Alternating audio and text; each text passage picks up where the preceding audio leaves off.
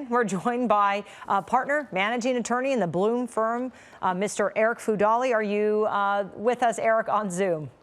I am with you on Zoom. There we go. We'll take the audio because we need your insight here. It's a big day. Yes. I was just going to straight up ask you your opinion on how things have played out and what's happening there in the arraignment in the courtroom. Well, it's certainly been a chaotic and sort of, circus-like day as we could have anticipated. The one thing we keep hearing as we were leading into this is that Trump is going to be treated like any other criminal defendant. Well, certainly we've seen that's not the case. There was no mugshot. He wasn't handcuffed. So he's certainly not being treated like a normal criminal defendant. But nevertheless, at this point, right, as we speak right now, he is a criminal defendant. He has been charged with 34 felonies, which certainly seems like a lot of felonies to be charged with. I have no doubt that his team will defend him very zealously and will do a lot of things. And I'm sure that Trump will continue to use this as a fundraising gambit. But we'll see how this all plays out. Trump has been indicted, 34 felony counts. Certainly an interesting day here in New York. Yeah, so where do we go from here? Obviously, this is the very beginning of the proceedings. How long can this process last? When can we expect a trial? What are the next steps for Trump and his legal team? So it varies, certainly. Typically in New York City, you can expect a trial, and especially in a criminal case, one of this magnitude, about a year and a half, maybe a bit more, maybe a bit less. I think that's a reasonable expectation to try to put a pin in that, about a year and a half. I would certainly anticipate that his defense team, as many criminal defense teams do, will try to delay. We'll try to muddy the waters. We'll try to push this out as much as possible, probably into the, we also, of course, have an election looming in 2024. I'm certain that'll be on the defense mind. That'll also be on the judge and the prosecutor's mind. The prosecutor and the judge will probably want to get this going before then. Defense might want to push it out into then. And of course, there's these other rumblings of other indictments that may be coming from across the country. So all of these factors will sort of play into it. But I would expect, just if this was any normal case, which certainly it isn't, about a year and a half until we get to a trial. Oh, wow. So, okay, it's not a normal case. So was bail set? He's going to be released, but how are they going to do that with him? I'm sure I have not heard news yet of a bond. I'm sure there will be a bond, as would be a standard in a criminal case. I'm sure Mr. Trump will have no problem paying that bond or whatever it is. I do not anticipate that it will be held in jail or something pending trial or anything like that. I'm certain he will be released immediately, whether that is on bond or through some other system. And then I imagine he will fly to Florida. He'll, continue to fundraise, continue to paint himself as the victim. But that will not stop the train. The prosecutors will continue to push forward. You now have the discovery and litigation phase where they will start to attempt to prove their case, gather documents, gather witnesses, take depositions, and Trump's team will probably try to defend that. Okay, so let's talk about the defense. If you were on his legal team, how would you build the case to get these charges dismissed? It's a great question. I think their strategy, beyond the public strategy, right? Their public strategy would be to paint him as a victim. This is a political witch hunt and all of that nonsense. I think inside the courtroom, though, what they will likely focus on is Trump's knowledge and Trump's actual participation. From what we know about the charges, or at least what the charges are, is they're based upon something that was done by Michael Cohen or some other, Trump surrogates or attorneys. So I think what the focus will be that the lack thereof of Trump's involvement. I think that'll be their primary focus. That anything that happened, that Trump had no idea, he wasn't part of it. This was, sort of a separate thing that he wasn't actively involved in. It's a slippery slope, though, for Trump, because you have to remember that these charges stem from alleged hush payments to Stormy Daniels. But Trump also denies even that there was a sexual relationship with Stormy Daniels. So he has to be very careful. Ultimately, he may or may not testify. That'll actually be a really good question, interesting question to see how that plays out. But if he's going to continue to deny those types of facts, he has to be very careful to deny something that is provable, because that could certainly destroy his credibility. Yeah, and Arick, we want to let people know the bottom image that you see on the left-hand side of your screen, that is a live picture inside the courthouse in the hallway. We're waiting for Trump to leave that courtroom. Obviously, there are no cameras allowed. This is New York law. Arick, so talk to me a little bit about that. Obviously, no video cameras, but 5 photojournalists were allowed to bring their cameras inside to take still photos. Was that a special request that the judge allowed? I believe that was, yes, and that is correct. That in New York, you typically do not allow cameras in the courthouse. We saw this a lot with the Virginia Giuffre. I kept getting asking, why are they keeping this secret? Why are they keeping getting this secret? No, that's not the case. When Ghislaine Maxwell was prosecuted, of course, that there were no cameras in the courtroom. That's just a New York law. So likewise, there was likely requests to let some cameras in. I think there was some videotaping in the hallway. Certainly, they've allowed that. That is probably subject to a special request, but I would expect that that'll be the limit as to what we'll actually be able to see inside the courtroom. And we're going to have to depend on a lot of journalists that are inside the courtroom, and of course the statements from the prosecutor, statements from Trump's team. Okay, we talked about the 34 felony counts of falsifying business records, but what about the misdemeanors versus the felonies in this case? Yeah, I'm sure the misdemeanors are thrown in to just make some things a little bit easier to prosecute. That's sometimes why prosecutors put in some of the lesser crimes. Sometimes they're easier to prove, easier to prosecute. Also, sometimes gives the jury a fallback as it means, well, we don't think it rises to the level of this crime, but perhaps it rises to the level of this lesser crime. I imagine that all of these charges have been very well thought out by Alvin Bragg and his team. I cannot imagine, with the gravity and the weight of this indictment and the media circus surrounding it, that they would not be very specific and pretty confident that they can prove each and every single charge that they are alleging. Because remember, Trump is the king of sort of being able to spin news, spin media in his favor. So even one acquittal could possibly be great news for him. So, or at least he could spin it as such. So I'm sure they're being very careful. You certainly don't want to overcharge as a prosecutor. You don't want to go for crimes that you can't prove, but you also don't want to undercharge. You don't want to just throw in a bunch of stuff in there that doesn't have much consequence. So I'm sure these were a very well-balanced approach. I'm sure they ended up with 34 felonies or however many charges that they feel confident they can prove.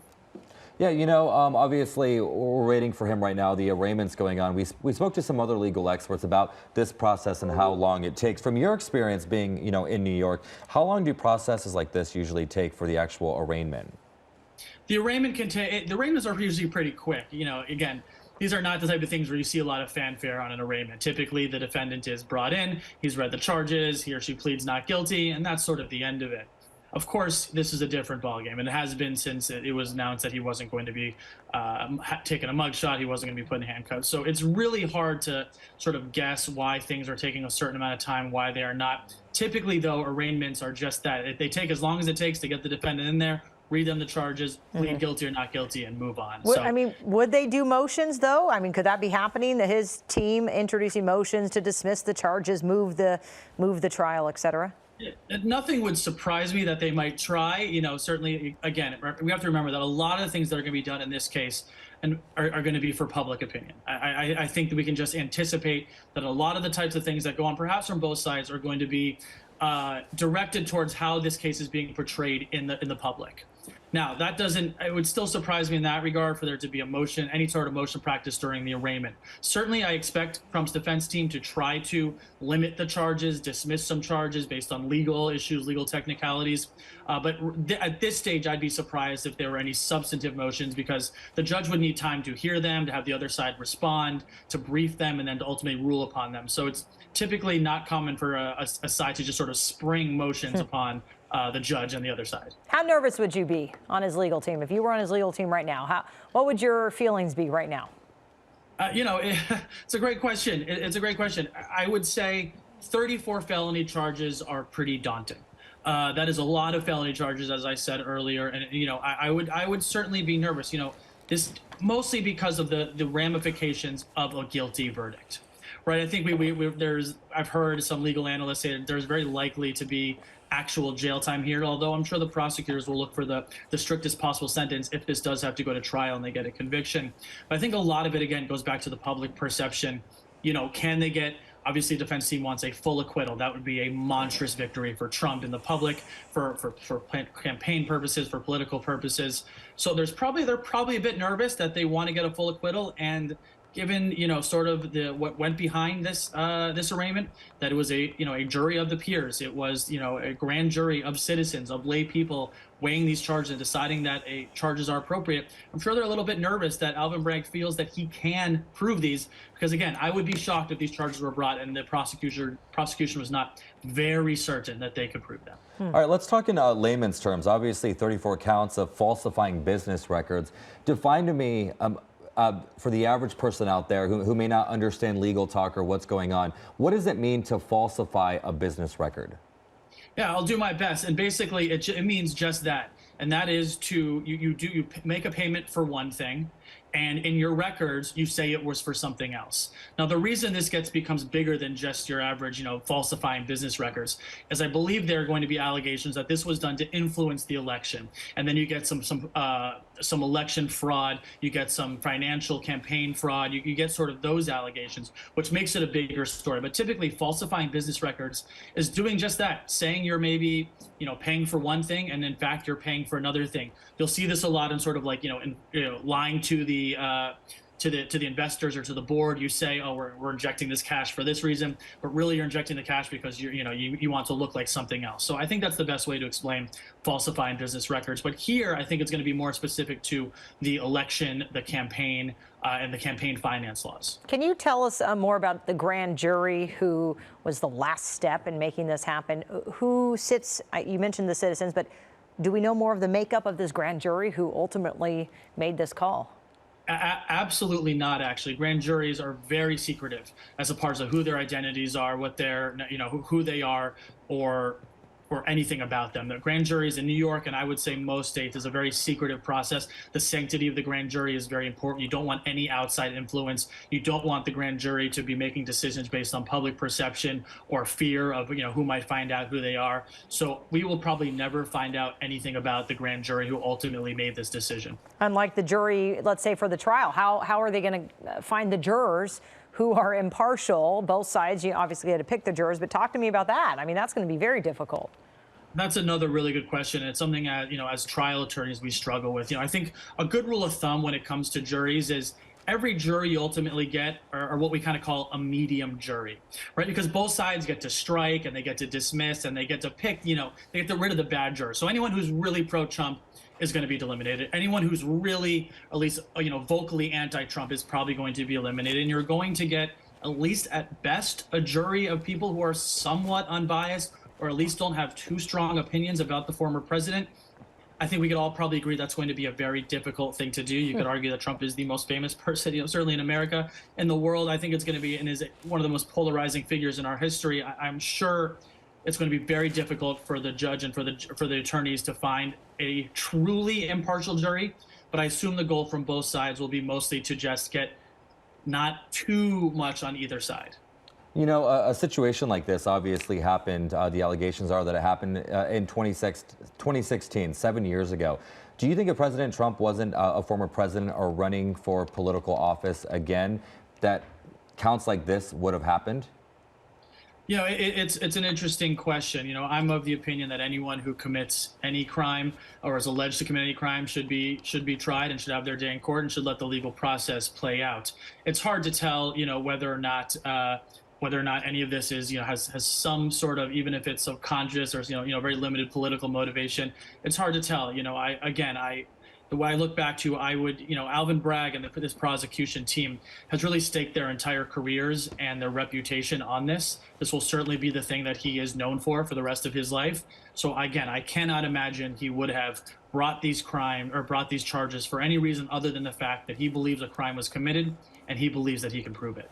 Yeah, but our Constitution states, well, no matter what happens here, that anyone wishing to run for president, must be a natural-born citizen, must be at least 35 years of age, reside here in the nation for 14 years, but it does not disqualify a convicted felon or anyone who's been indicted on federal charges. So, I mean, he very well will see that run up to the White House.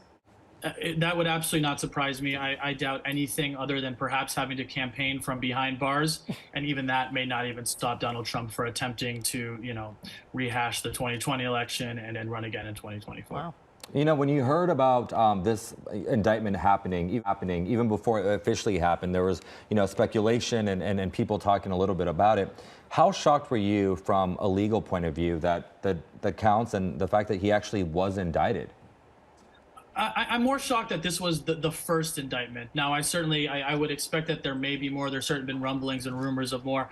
I would assume that something from the Department of Justice or perhaps the state of Georgia with the election interference allegations would have been the first indictment. Certainly those would have probably had a much bigger impact. The weight of those allegations trying to influence an election, trying to overturn an election, I think would have had a broader appeal to the nation other than sort of the tabloidy nature of what's going on with this one and the hush payments, you know, to hide up a sexual relationship with an adult film star. So I think that, you know, I'm surprised that this was the first shoe to drop, if you will. But I'm certainly not surprised that a prosecutor who thinks he can convict a very high-profile defendant of a crime would attempt to do so. Wow. Yeah, and I guess you were talking about those separate investigations, those incidents that then also may come with those potential charges, including what do you expect to see, let's say, for the attack that happened on the U.S. Capitol January 6th? What can come of that? Yeah, so certainly. So I mean, I again would not be surprised, you know, and I don't have any inside information into what's going on with those grand juries. Certainly the grand jury in Georgia that seems to be ramping things up and taking a lot of, you know, interviewing a lot of witnesses, taking depositions, getting a lot of testimony about Trump's, attempts to allegedly overturn that election. You know, certainly in that case, we're actually aware of the evidence. We know that we all heard the phone call, you know, find so-and-so, I need you to find so many votes. So it would really not shock me or surprise me to see that there ends up being an indictment and some criminal charges, you know, stemming from Georgia, which I think would certainly be a much broader, a more impactful, and a really compelling criminal case. You know, and we are expecting to hear from the Manhattan District Attorney in regards to this Alvin Bragg, in regards to this indictment. What can we expect to hear from him? Do you believe it's going to be one of those quick situations where they're in and out, or is it going to be a pretty detailed press conference where we get more information about these individual counts? I would expect it to be a bit more detailed. Okay, real fast. Arick, there's Arick? Trump, Mr. Trump walking out of court as we speak and back into. We're going to try to get. All right, so yeah, he's in the full. courthouse, and he went back into the area that he processed. The hallway, yeah. Obviously, we got a sneak peek of him, but again, not talking Very to quick. reporters, not talking to the photojournalists out there. But as he makes his way outside, usually after you're arraigned, you get to leave right away. We do have camera crews on the ground outside as well. Maybe we'll get a glimpse of something he says. When he first made it to the courthouse around 9 o'clock Pacific time, about 3 hours ago, all we saw was a wave. Didn't address the reporters or anyone, so that is to be told. But we did hear from his defense team that he could potentially give some sort of a statement after his indictment, after what we just saw right there, after this arraignment. But obviously, he also said that he's going to have a rally and head back to Florida, Mar-a-Lago, his estate, where there's a lot of supporters out there. I know, and Arick, we'll go back to you. Just kind of pick up from what we were talking about as those live pictures came in and we saw Mr. Trump walk away. Yeah, I would expect, what we're discussing, I would expect Trump to give his statement on his own terms. I would not expect him to do it outside of the, sort of the spectacle of this criminal courthouse behind him. My anticipation is he'll wait till he gets to Florida, where he can be the real center of attention. He can say what he wants, and he can have his fans, screaming and doing whatever they do. That would be my anticipation. When it comes to the Alvin Bragg's statement, I would expect him to be very detailed. I would expect him to come out there and, because this, it's been sealed. As we're sitting here today, I'm still somewhat guessing as to what the actual specific charges are. I think this is his one chance to tell the public what the charges are, and I think more importantly, why they're important. Why he chose to bring this forward. What is the more broader impact of, you hear, falsifying business records. Let's be honest, it doesn't seem that compelling. But it is compelling, I think, when he's going to connect it to this campaign finance laws and trying to win an election and to cover up, information that could have influenced an election. So I expect him to explain the charges, explain what they are, explain why he thinks he can prove them, and then most significantly, explain the broader application as to why this is so significant and why he decided to come forward with these charges. Yeah, so now, obviously waiting for Trump to see what happens next as he exits the courthouse. Once the arraignment's over in this particular case, do you think he'll be heading out shortly, or does he need to do some final paperwork? I would imagine that he can have someone else do the final paperwork, and that I'm sure there are plenty of people on the DA team who can handle whatever paperwork needs to be done. I imagine that he's been looking forward to this moment for quite some time. This is an important moment for him and for the case and for the public perception of the case. I imagine he is ready, and he will be out there soon, and he will give a pretty compelling explanation of the charges. Okay, yeah, we'll see what the DA will say now that it's been unsealed. But just the complexities of this, given the stature of Mr. Trump, he's world known. I mean, everyone knows him. His popularity that just makes it that much more complicated. And we're looking at some live pictures right now of his motorcade. I'm not sure if he's inside there. My guess is he is, and he has exited. And when do you see this with courthouse. any defendant? You know, like a normal defendant. This is not a normal defendant. It's not a normal defendant, but by the looks of it, it looks like President Trump has left the courthouse and he's off. So now we wait. We wait to see probably, I mean, he's headed to LaGuardia. Yeah, we thought maybe we would hear from him outside of the courtroom. Obviously we didn't. So now we're gonna have to wait for him to take a flight from New York down to Florida, where that rally is expected. And Arick, if you're still there, tell us, where do we go from here? What's next? What's next is Alvin Bragg now has to prove the case, and I assume he's ready to do so. So there will be, you kind of have the slow grind of getting to trial that all of us trial attorneys, whether criminal or civil, have to deal with. There's going to be motion practice. There's going to be discovery. There's going to be discovery motions. There's going to be exchange of documents, exchange of information. There's going to be witness depositions. There's going to be objections to those depositions. There's going to be motion practice about who has to be deposed, who does not. I mean, there's all sort of the muddiness of actual litigation and getting towards trial. But eventually, once an indictment happens, once an arraignment happens, once the charges come, there's really only two options for Trump. I guess three. There's the very small chance that somehow all the charges get dismissed, which I do not see happening. But there's really only two other options. Either he could plead guilty and get a deal, which I absolutely do not think he will do. Everything I know about Trump, can't imagine he will take accountability for anything ever. The other option, though, is going to trial. And there is a lot of risk, of course, of going to trial. You never know what a jury will do. And if there is a trial, certainly the prosecutors, and if they get a guilty verdict, how does that look? And what will be the ramifications of that? So everything from this point forward will be getting ready for trial, preparing for the inevitable trial. And then, of course, things will really ramp up as we get closer to that trial date. Yeah, and Arick, I bet you wish that you were a fly on the wall inside of that courtroom today and were seated front and center. Okay, Arick, stand by. We're going to get back to you. We're going to